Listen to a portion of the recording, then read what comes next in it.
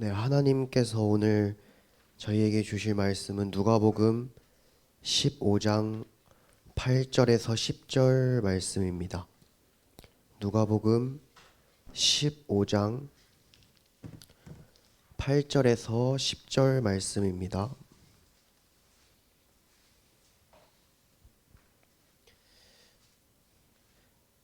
누가복음 15장 8절부터 10절 말씀 저희 세 절 한 목소리로 하나님께 올려드리겠습니다. 시작. 어떤 여자가 10 드라크마가 있는데 하나를 잃으면 등불을 켜고 집을 쓸며 찾아내기까지 부지런히 찾지 아니하겠느냐. 또 찾아낸즉 벗과 이웃을 불러 모으고 말하되 나와 함께 즐기자. 잃은 드라크마를 찾아내었노라 하리라. 내가 너희에게 이르노니 이와 같이 죄인 한 사람이 회개하면 하나님의 사자들 앞에 기쁨이 되느니라. 아멘. 잠깐 기도하겠습니다. 하나님 아버지 감사합니다.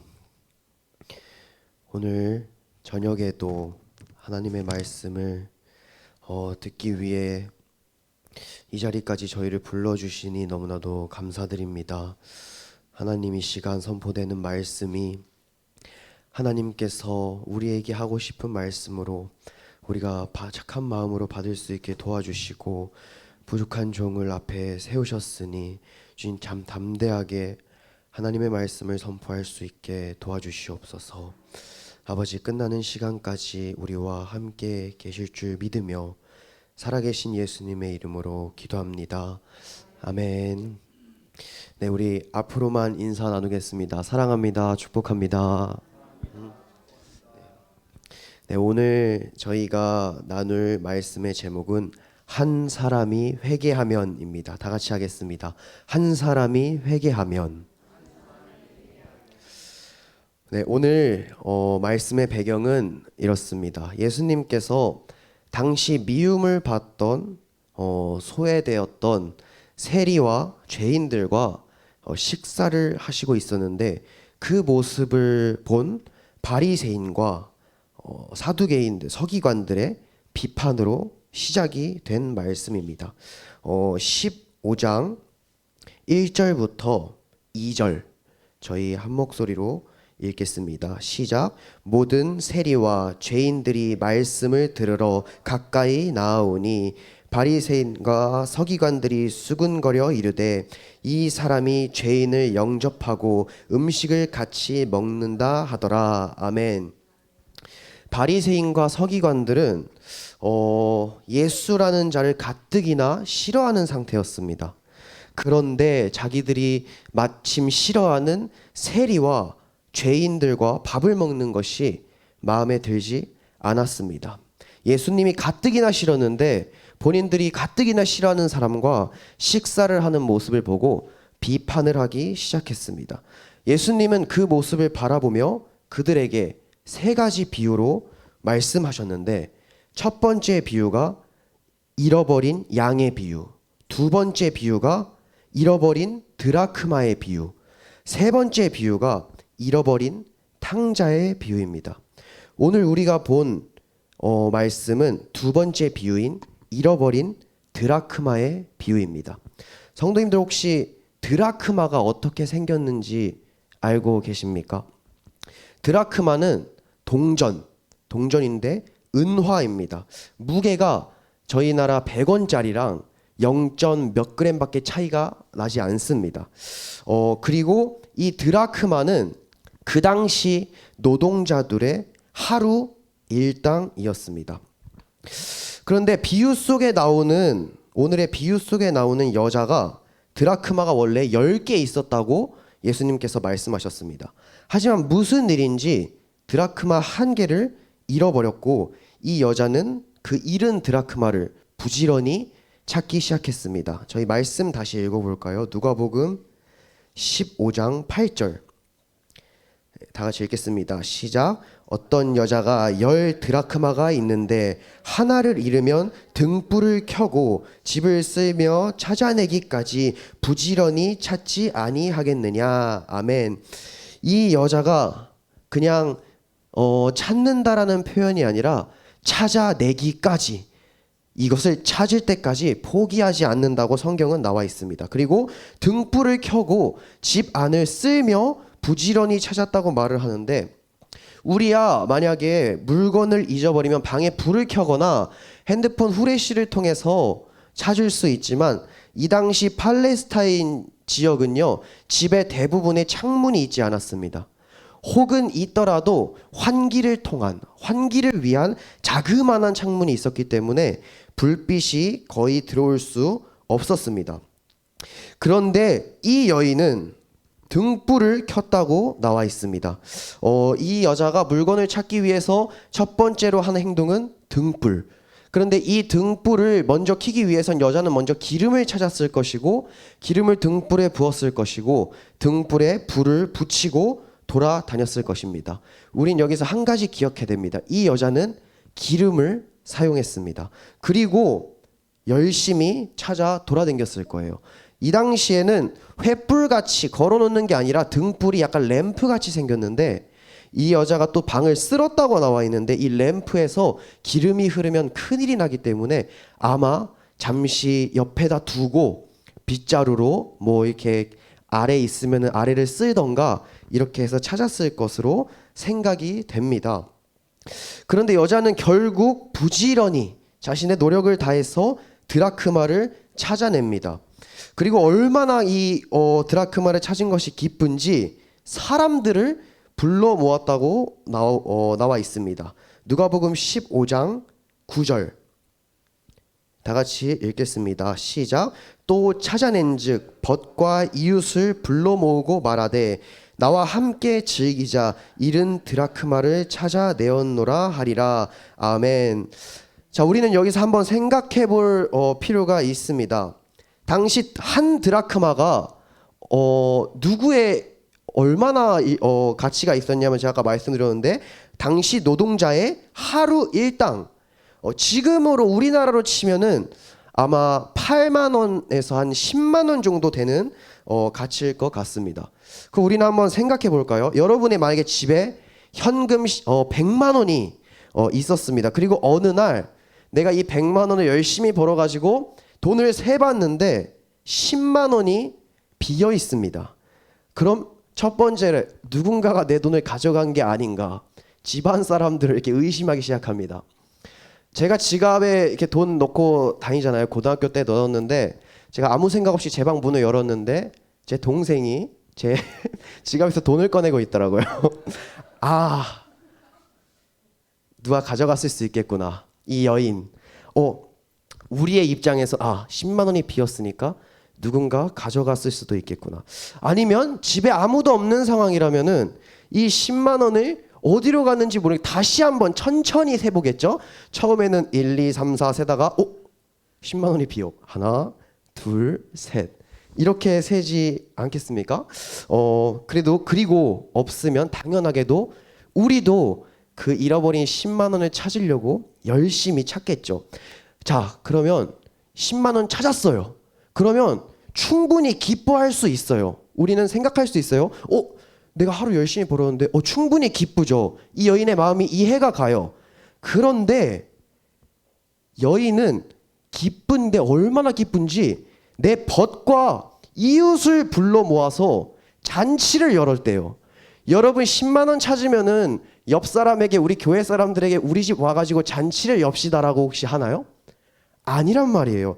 이 여인에게 오히려 이 10만 원어치보다 벗과 이웃을 몰라서 잔치를 열면은, 기름까지 사용했잖아요. 여러분 이 기름값, 이 잔치값 합치면은 이 한 드라크마의 값은 그냥 넘어가지 않을까요? 자, 우리 다시 9절 말씀 한번 읽어보겠습니다. 누가복음 15장 9절 시작. 또 찾아낸즉 벗과 이웃을 불러 모으고 말하되 나와 함께 즐기자, 잃은 드라크마를 찾아내었노라 하리라. 아멘. 이 여자에게 그 잃어버린 드라크마가 도대체 어떤 가치가 있었길래 이렇게까지 부지런히 찾고 기름도 써가면서 내 벗과 이웃을 불러 모을 만큼 기뻤을까요? 그리고 예수님은 왜 하필 오늘 비유에서 남자가 아닌 여자로 말씀을 하셨고, 왜 다른 화폐 가치가 아닌 하필이면 드라크마라는 은화를 이야기하였을까요? 자, 고대 이스라엘에서는 드라크마 10개로 머리 장식을 만들어 온 관습이 있습니다. 이 드라크마 10개를 끈으로 꿰서 머리 장식, 이것을 세메디라고 부르는 머리 장식입니다. 그런데 이 세메디가 언제 사용이 되냐면은 결혼한 남녀의 사랑의 증표였습니다. 즉, 이 여자에겐 이 드라크마라는 것이 노동자의 하루 일당의 가치가 아니라 자기 남편과의 사랑을 증명하는 증표의 가치를 가졌다는 것입니다. 자, 본문 8절, 9절 저희 한번 다 같이 읽겠습니다. 시작. 어떤 여자가 10드라크마가 있는데 하나를 잃으면 등불을 켜고 집을 쓸며 찾아내기까지 부지런히 찾지 아니하겠느냐. 또 찾아낸즉 벗과 이웃을 불러 모으고 말하되 나와 함께 즐기자. 잃은 드라크마를 찾아내었노라 하리라. 아멘. 만약에 결혼한 신랑과 신부가 혹은 남녀의 커플이 여러분 사랑의 증표인 커플링이나 결혼 반지를 잃어버렸을 때 과연 그 값어치 때문에 절망을 할까요? 아니면 그것이 그 물건이 가지고 있는 상징 때문에 절망을 할까요?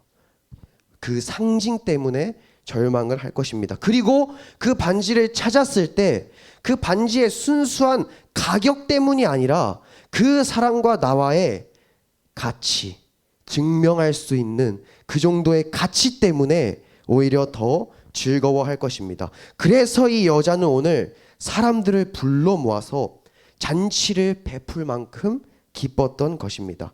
그리고 예수님께서는 이 비유가 어떤 뜻을 가졌는지 마지막에 말씀해 주십니다. 누가복음 15장 10절.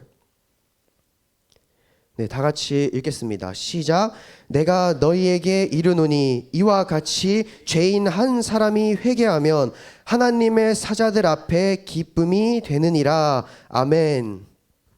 그토록 하나님이 찾고 싶어하는, 하나님이 기름과 잔치 값을 지불해서라도 갖고 싶은 것이 한 영혼의 회개라는 것입니다. 예수님께서는 영혼의 회개를 위해 이 땅에 오셨다고 말씀하셨습니다. 누가복음 5장 32절 말씀.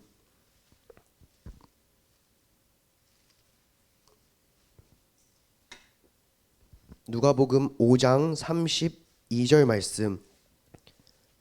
네, 다 같이 읽겠습니다. 시작. 내가 의인을 부르러 온 것이 아니요 죄인을 불러 회개시키러 왔노라. 아멘. 예수님이 이 땅에 죄인을 불러 회개시키러 오셨습니다. 예수님이 그렇기 때문에 오늘 말씀에서 그 당시에 죄인이라고 책망받던 세리들과 죄인들과 함께 식사를 하시며 회개를 말씀하신 겁니다. 그 예수님이 이 땅에 오신 이유는 회개라고 분명하게 밝히셨습니다. 그렇다면 예수님이 말한 회개란 무엇입니까? 여러분이 알고 있는 회개란 무엇인지 한번 생각해 봤으면 좋겠습니다. 오늘 예수님께서 말씀하신 회개의 진정한 의미를 알려드리겠습니다. 회개는 여러분 내가 지은 죄 때문에 지옥에 갈까봐 무서워서 하나님께 용서를 구하는 행위가 절대 아닙니다. 회개는 원어로 메타노이아, 이게 무슨 뜻이냐? 되돌아가다 라는 뜻을 가지고 있습니다. 하나님께 되돌아가는 것, 그게 바로 예수님께서 우리에게 말씀하시는 진정한 회개입니다. 우리는 예수님께 나아가다가 세상이 보이고 예수님께 나아가다가 현실이 보이고 우리는 이렇게 하루에도 수십 번씩 예수님께 등을 칩니다. 하지만 예수님께서는 단 한 번도 우리에게서 뒤돌아서지 않으셨습니다. 히브리서 13장 8절 말씀.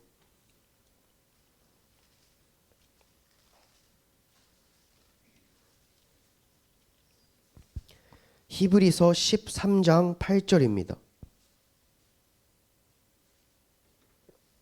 네, 다 같이 읽겠습니다. 시작.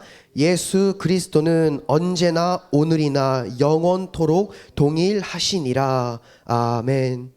예수 그리스도는요, 어제나 오늘이나 태초부터 지금까지, 지금 이 순간까지 단 한 번도 변하신 적이 없으십니다. 우리 창세기 말씀 한번 찾아봤으면 좋겠습니다. 창세기 3장 15절.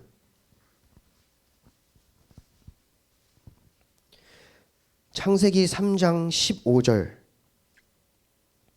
다 같이 읽겠습니다. 시작. 내가 너로 여자와 원수가 되게 하고 내 후손도 여자의 후손과 원수가 되게 하리니 여자의 후손은 내 머리를 상하게 할 것이요 너는 그의 발꿈치를 상하게 할 것이라 하시고. 아멘. 하나님께서 인간의 구원을 언제부터 계획하셨냐면은 인간이 죄를 짓고 타락한 직후부터 이 창세기 말씀을 통해서 예수를 보낼 것을 이미 예언을 하셨습니다. 이 하나님이 지금 이때부터 지금까지 수많은 시간이 흐르도록 단 한 번도 변하지 않으셨습니다. 언제나 뒤도는 것은 우리였다는 것입니다. 그분이 그래서 오늘 말씀하십니다. 내가 죄인을 회개시키러 왔다. 다른 말로 하겠습니다. 내가 죄인을 하나님께 되돌아오게 하려고 이 땅에 왔다. 우리는 지옥에 갈 수밖에 없는 죄인이었습니다. 우리의 가치는 딱 그 정도였습니다. 그저 하루하루 살기 바쁜 드라크마 같은, 하루 일당 같은 그런 존재였습니다. 딱 그 정도의 가치를 가졌습니다. 하지만 하나님께 회개할 때, 하나님께 돌아갈 때 우리의 가치는 완전히 바뀌었습니다. 믿으십니까? 오늘 이 드라크마 하나는 아무것도 아니었어요. 그냥 누군가의 하루 일당에 불과했는데 여자의 손에 붙들리는 순간 하루 일당이 아니라 누군가의 사랑의 증표가 되었습니다. 우리가 이런 존재라고 예수님께서 말씀하고 계세요. 너희는 그냥 잃어버린 하나의 드라크마 같았다. 하지만 너희가 내 손에 붙들릴 때 너희의 가치는 완전히 변한다라고 예수님께서 우리에게 말씀하고 계십니다. 이것은 회개는 한 영혼의 가치를 완전히 바꾸어 놓는 엄청난 사건입니다. 자, 베드로 후서 3장 9절 말씀 찾겠습니다. 베드로 후서 3장 9절.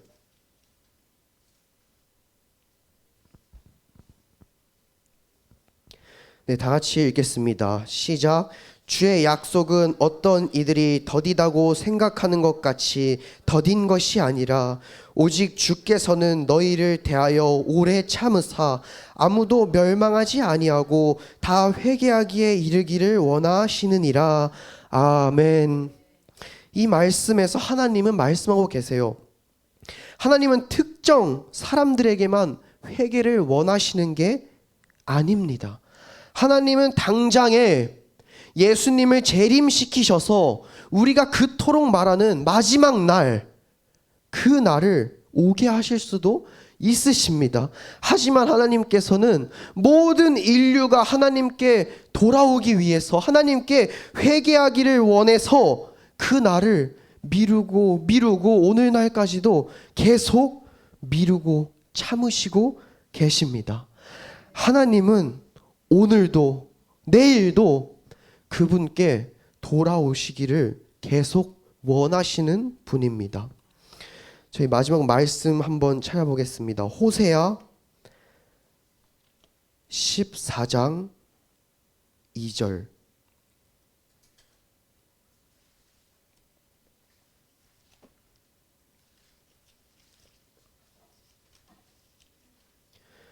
호세아 14장 2절 말씀 다 같이 읽겠습니다. 시작. 너는 말씀을 가지고 여호와께로 돌아와서 아뢰기를 모든 불의를 제거하시고 선한 바를 받으소서. 우리가 수송아지를 대신하여 입술의 열매를 주께 드리리이다. 아멘. 너는 말씀을 가지고 여호와께로 돌아오라고 호세아서를 통해서 말씀하고 계십니다. 우리가 하나님께 진정한 회개를 어떻게 하면 드릴 수 있을까요? 우리가 하나님께 돌아가는 방법은 도대체 어떤 것들이 있을까요? 제가 생각을 해봤습니다. 도대체 어떻게 해야 내가 하나님께 진정한 회개를 올려드릴 수 있을까? 내가 어떻게 해야 진정으로 하나님께 돌아갈 수 있을까? 계속 생각해봤습니다. 그래서 나온 결론은 여러분 바로 예배입니다. 너무 뻔하고 늘 듣던 말이지만 이것만큼 완벽하게 하나님께 돌아오는 방법이 없는 것 같습니다. 우리는 세상 속에 살아가면서 하나님께 돌아가야 된다고 생각하지만 너무 힘들어요. 세상에 살다 보면 보이는 게 너무 많아요. 현실이 부딪혀요. 그런데 여러분, 최소한 예배에 나온 순간만큼이라도 우리는 세상을 등질 수가 있잖아요. 예배에 나온 순간만큼이라도 말씀이신 예수님을 우리가 들을 수 있잖아요. 너무 뻔하지만 너무 완벽한 방법입니다. 하나님께 회개할 수 있는 방법, 하나님께 돌아갈 수 있는 방법, 바로 말씀을 듣는 자리에 나오는 것입니다. 변치 않으시는, 우리를 뒤돌아보지 않으시는 하나님께 돌아오시고 우리뿐만 아니라 우리의 가치가 완전히 변했던 것처럼 아직 우리가 증인이 되어서 아직 변하지 않는, 아직 하나님께 돌아오지 않는 하나의 드라크마 같은 영혼들이 너무나도 많이 있습니다. 우리가 그들을 위해 권면하고 기도하여서 그들이 진정한 회개를 하나님께 드릴 수 있도록 노력할 수 있는 저와 성도님들이 되었으면 좋겠습니다. 네, 우리 이 시간 하나님 앞에 찬양 드리며 나아가겠습니다.